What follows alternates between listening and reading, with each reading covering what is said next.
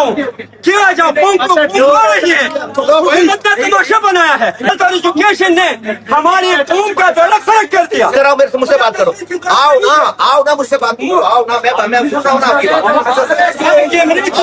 आओ मुझसे बात करो ना, मैं हूँ। ओ भाई आओ ना इधर, इससे बड़ी जगह है कोई? तो हो सकता है ये नहीं हो सकता। ये 47 का मेंटेन लेके आते हैं और ये हमारा इलाज करेंगे। यार सोर्स देखना पड़ता है। नाजायज तरीके से कॉन्फ्रेंस है यार, नाजायज काम नहीं कर सकती। ज्यादा इससे क्या बात करेंगे? ये नाजायज तरीके से आए लोग हैं, इनसे कोई बात नहीं है, इनसे कोई बात नहीं है। ऐसे तमाशा लगा रखा है हमने। ये नाजायज है, ये 47 की कोर्ट है, इससे कोई बात नहीं करनी है। ये फजूल है।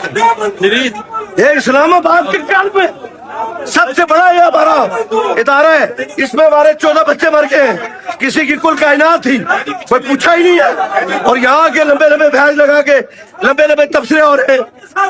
ओ भाई ये देखो, ये नाजायज काबज है इस्लामाबाद में, इनसे क्या तवक्को करनी है कि ये आगे हमारा इलाज करेंगे, ये हमारा तहफ़्फ़ुज़ करेंगे, ये हमारे बच्चों का ख्याल करेंगे।